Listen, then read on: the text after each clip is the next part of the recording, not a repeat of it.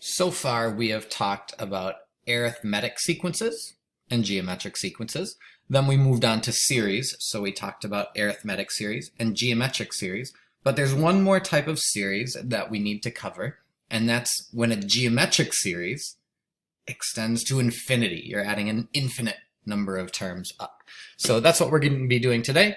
And then we're pretty much set with the notes on sequences and series. So here's the example. We have Sammy the snail, cute little snail over here, and Ty the turtle, looking a little bit more aged, but that's all right.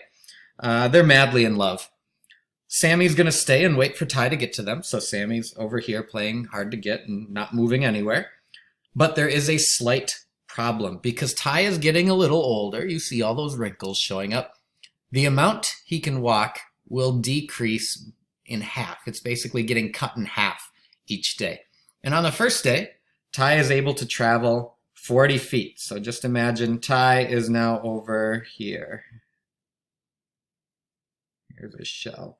That's Ty, the turtle. So now he's over here.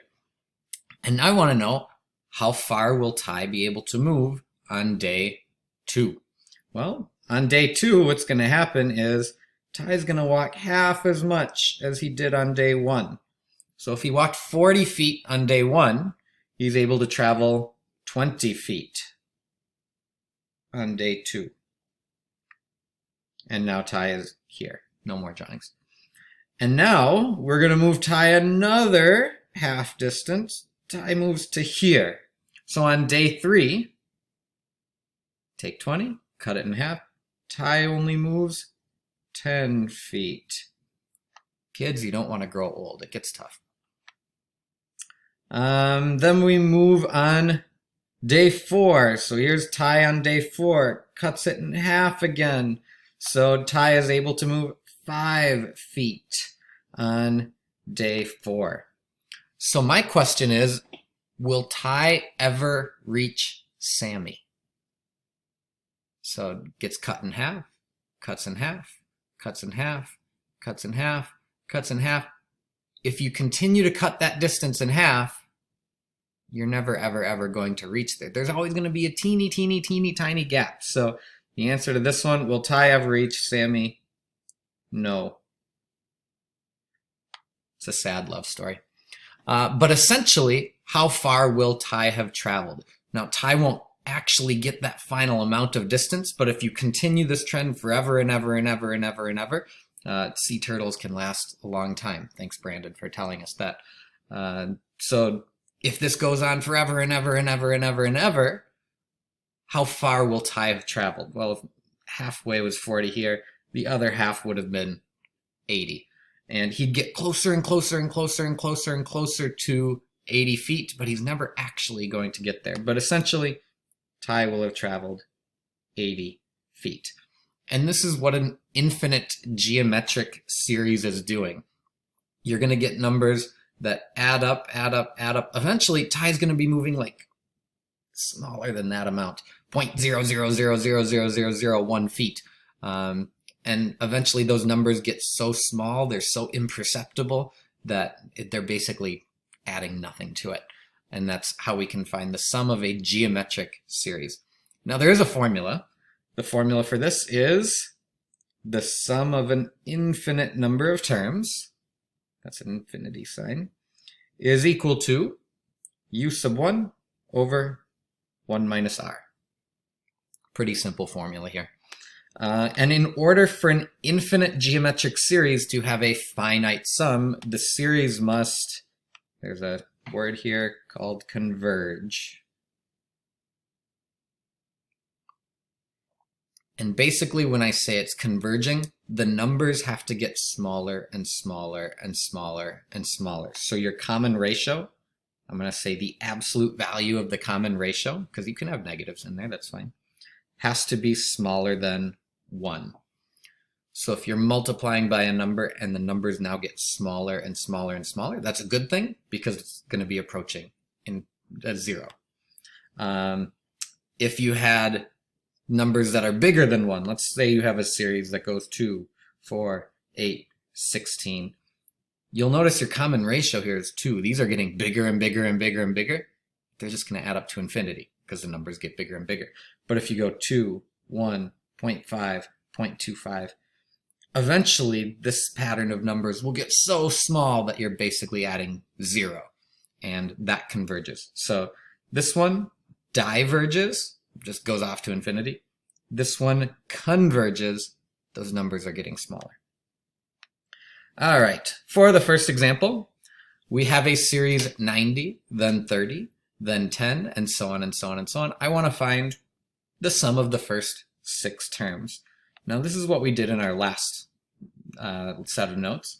So the sum of the first 6 terms is equal to, there's a couple different formulas you can use, but it would be u sub 1, that's 90, times 1 minus your common ratio to the n power. Your common ratio is 1/3 to the 6th power over 1 minus r, which is 1/3. And luckily I've gone on Desmos and I've gotten the answer for you. It's 134.8, we'll call it. So 134.8.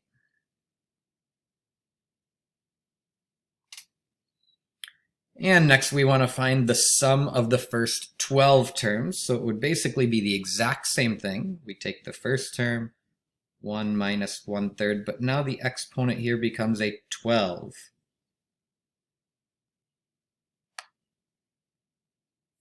And if you type that one in, we can go on to Desmos.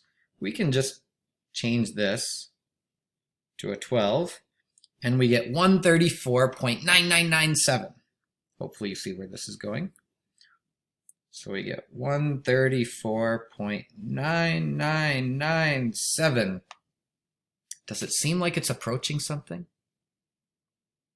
So by the time we've added the 12th term, now we're going to add the 13th term and 14th term. That 13th term is so small, and the 14th term is even smaller, and the 15th one is even smaller than that. So we're now going to add up an infinite number of terms, and all those terms at the end just get smaller and smaller and smaller and smaller. Basically, you're adding nothing at the end.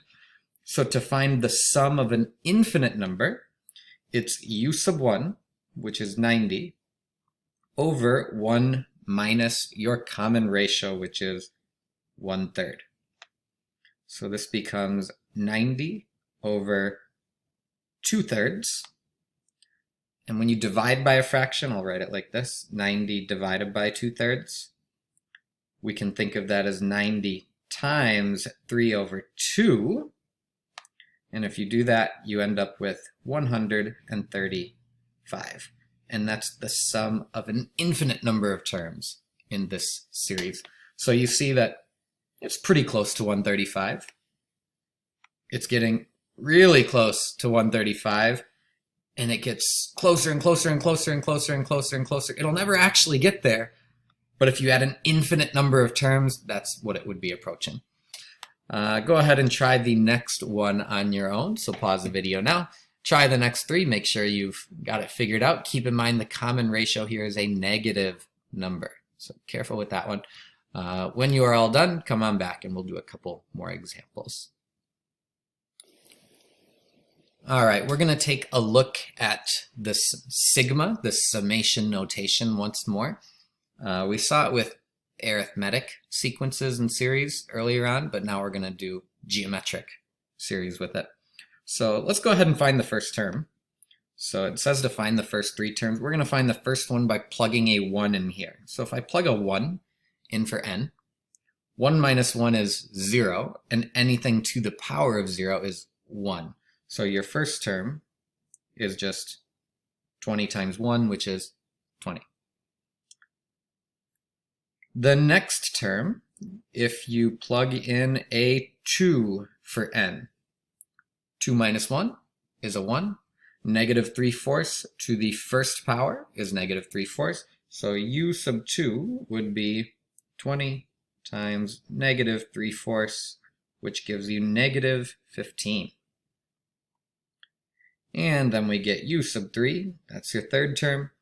We would take 20, multiply it by, we can plug in a 3 here, 3 minus 1 gives you a 2. So this is going to be negative 3/4, and it is being squared. That becomes 9/16. And if you take 20 and multiply that by 9/16, you end up getting 11.25. So there's our first three terms. It's going 20, negative 15, and 11.25. You will notice that it is being multiplied by, here's your common ratio, negative 3/4 each time. So 20 times negative 3/4 is negative 15. Negative 15 times negative 3/4 is 11.25. So it is a geometric series with a common ratio, negative 3/4. And now we want to find the sum of an infinite number of terms. So if I want to find the sum of an infinite number of terms, we take u sub 1, which was 20, and divide it by 1 minus r, and your common ratio was negative 3/4. If you simplify that, that's 20 over, this becomes plus plus, 4 over 4 plus 3 over 4 is 7/4. And we don't like dividing fractions, so we can take 20, and instead of dividing it by 7/4, we will multiply it by 4/7.